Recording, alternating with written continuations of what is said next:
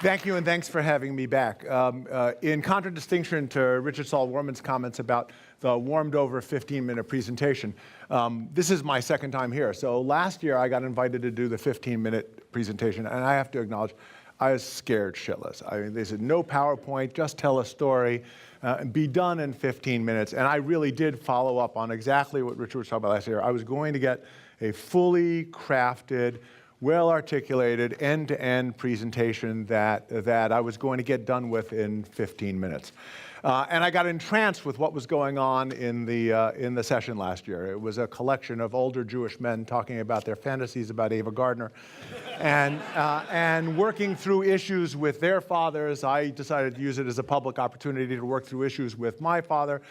I just started getting to the content of my presentation, and it said 0. And so I rushed through a paragraph and I said, and if we're back next year, I'll tell you what it's about. And I forgot all about it. And on a Sunday night, as I was prepping for this, I went back and looked at last year's presentation and remembered vividly what had gone on. And the only characterization in my mind was, like a few weeks ago, beginning this season's Mad Men, where this big detached voice says, last year on Mad Men. And they kind of walk you through everything that happened over 13 weeks. And then they say, okay, now, this year on Mad Men, after a commercial break. So essentially, for those of you that weren't here last year, what I basically argued was in the face of increasing levels of uncertainty, the point of unknowability, that the traditional notion of thinking our way into acting was rendered essentially useless. Right? And that, in fact, we needed to think of new ways in which we could act our way into new modes of thinking, because acting is the only tool you have in the face of unknowability. And that, in fact, entrepreneurship, which is in fact rooted in action, is the most powerful celebration of human agency on the face of the earth.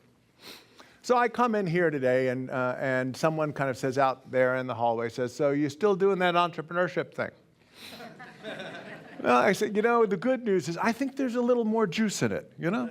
I think there's something else we can do. So let's talk a little bit about what we're trying to do. First of all, from the perspective of that framework. Second of all, from the perspective of being the president of a college.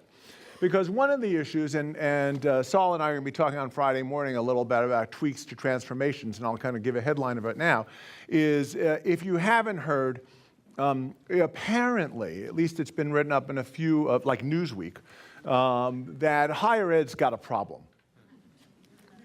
I've heard. And affordability is an issue, and there are all sorts of other issues in higher ed.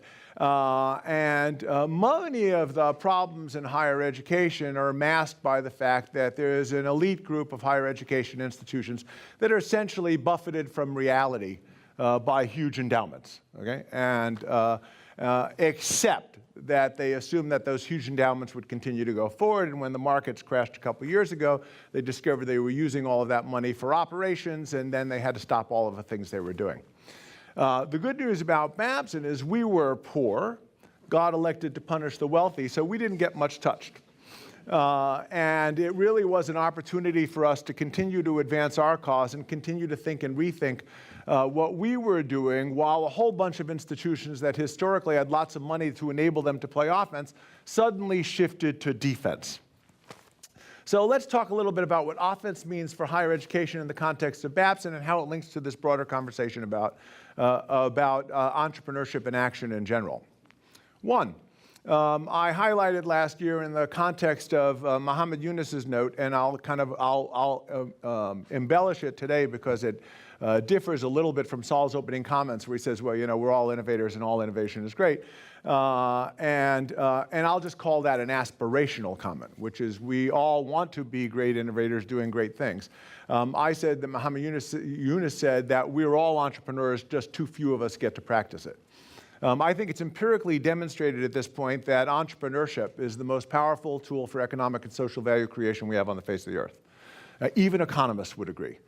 In terms of its contributions to job creation in developed and emerging economies, and in terms of the ability to stimulate innovation to be able to address social issues of many kinds all around the world. One.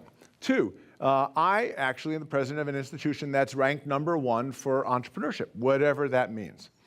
So the notion that you're the president of an institution that's ranked #1 for what is the most positive force on the face of the earth, I think is a good thing, which is why we're sticking to this for year 2.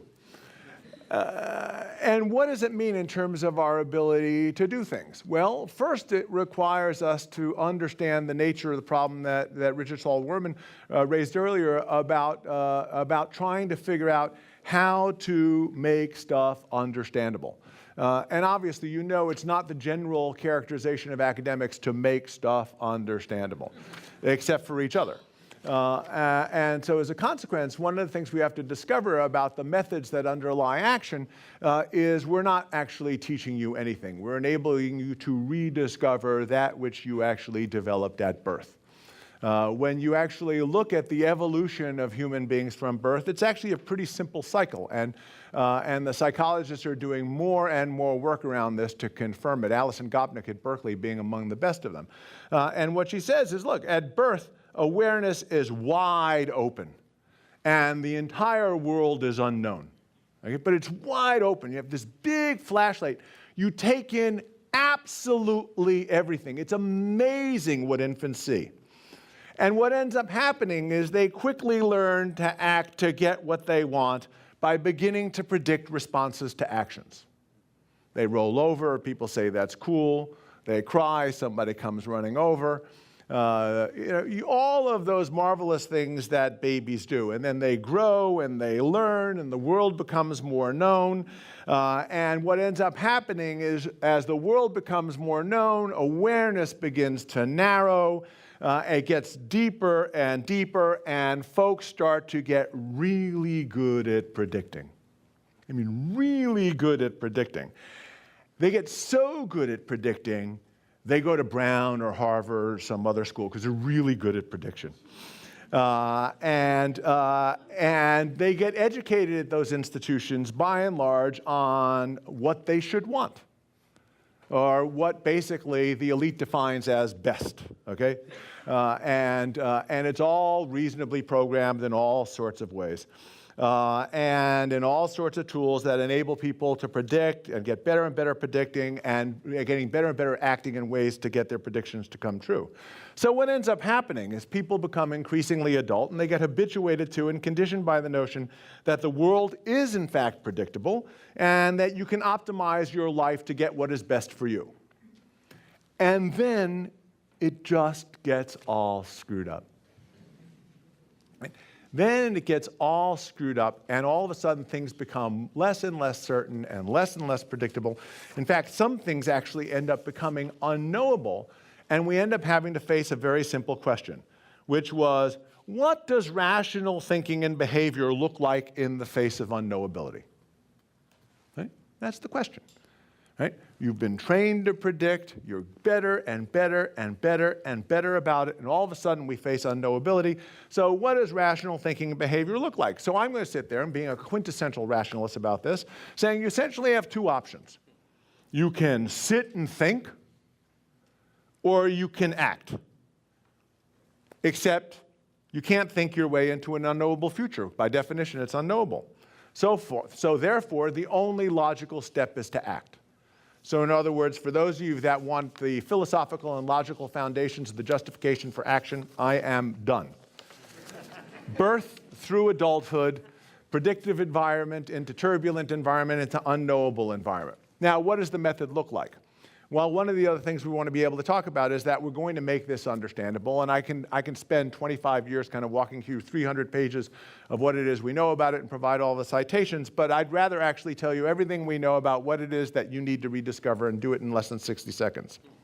One, it'd be nice to know what you want. Right? So John Hagel uses the phrase passion, I use the phrase desire. But I operate off the assumption that most successful serial entrepreneurs, okay, are doing things they want to do or are doing things they think will get them to do what they want to do. And to do anything other than that in the face of uncertainty is nonsense. So desire is a pretty big tool. John talked about all the power of passion in all sorts of organizations. I try to play with it in a much more simplistic way. We've invented a new sport called Babson ball. has 10 teams. Each team has 10 players on it. And one of the things we've done, because we really don't like this whole thing called competition, we read an Alfie Kohn book, so now we're going to make this all fair. And so every team is going to be absolutely identical in their characteristics. Okay? Absolutely identical in their characteristics. Period, end paragraph. They play a 90-game season. Okay? And they're all completely identical. Now, those of you who are skilled in prediction at this point, would you actually care to hazard a guess as to what the record would be for any given team in the Babson Ball League? 500, 45 and 45. Now, let me change one more variable because you took a risk, okay? And I really appreciate that. You did right there. I heard you say it. Okay? And so now I'm just going to change one characteristic. One team screws this up, and they talk to each other, and they decide that they really want to win. And everything else about them is exactly the same. They just decide that they want to win. What would you predict their record would be at the end of the season? 90 and 0 for the eternal optimist. You always want one of those in a group like this. It's not a trick question, I promise you. Whatever you say, it won't be wrong unless it's less than 45, 45. Well, we said 500 if they're all equal. What if they actually want to win? Better than 500. Thank you very much. You're close enough to him. So, I mean, 50-40, 60-30, 70-20, 80-10. Now show me what criteria, what systems, and what procedures exist inside organizations to account for the role of desire in making anything happen. And that, I think, is what John's point was all along, which is why, in some respects, you can pick off where I left off, you can add in John's comments and recognize that you have to start with wanting something. Number two, you should act with the means at hand. Stop praying for something that doesn't exist, okay? Successful actors actually know what they have, they start with what they have, and they act with the means at hand. Number three, they're alert and open to what is and what you're getting, right? So make reality your friend and asset and build off what you find, right? Because remember, prediction isn't particularly useful in a knowable environment. Take a step, see what happens. That's why this is called ACT, right? Act, learn, repeat. Take steps based on your means and what you can afford and want to pay to play. All economic returns generally focused on the notion of expected return. We're talking about affordable loss. A, what can you afford? And B, how much do you want to play? Bring other people with you, syndicate, and then finally remain flexible in what you want and how you do it based on your most current insights until you achieve your goal. In other words, remember when you actually take an action and something happens that you didn't expect, okay? You can call that failure, or you can say, you've likely learned something that nobody else knows. And that's a very different view of what you can do with these activities. Now, the reality is we can build an entire curriculum around logics like this to inspire action. We can begin to build educational models to be able to support it. And over the last year, as we've been coping with the basic issues associated with the economics and the strategy for higher education, we've discovered a couple of things. One is, Babson at the undergraduate level charges $53,000 a year for undergraduate tuition. Not trivial, right? It doesn't sound so good when you amortize it over 14 hours a week of class. On the other hand, you basically say this is a living and learning environment. We're actually actively engaged in not only classroom activities, but actually consciously engaging in action in the other 154 hours a week, which, by the way, is only 11 times more than the time you spend in class. There's an opportunity there to build a pretty powerful educational model, and I think our faculty and our community are widely invested in recognizing the power of living learning environments in very consciously defined and designed ways.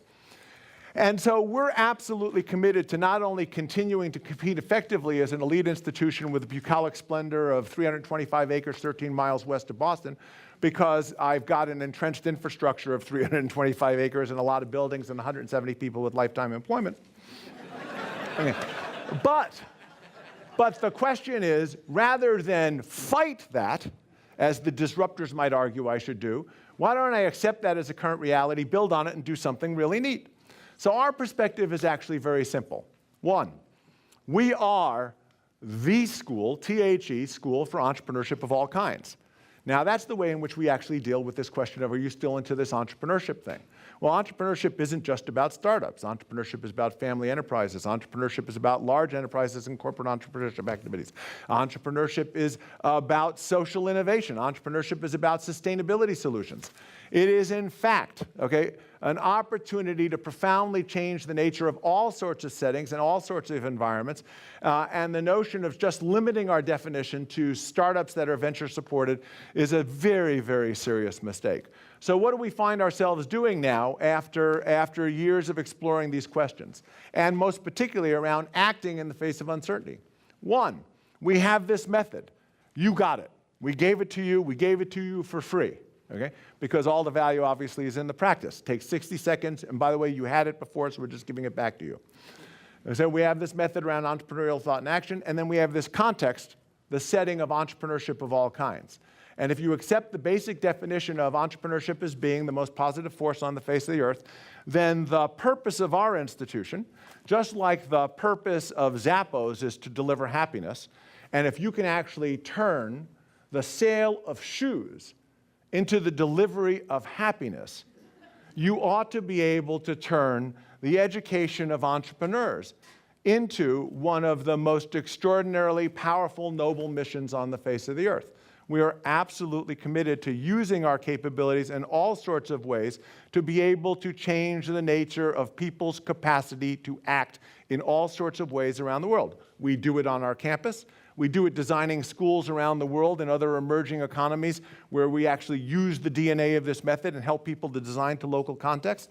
We do this in terms of designing now faculty development around the world so people can get embraced around how to educate within the confines of this method.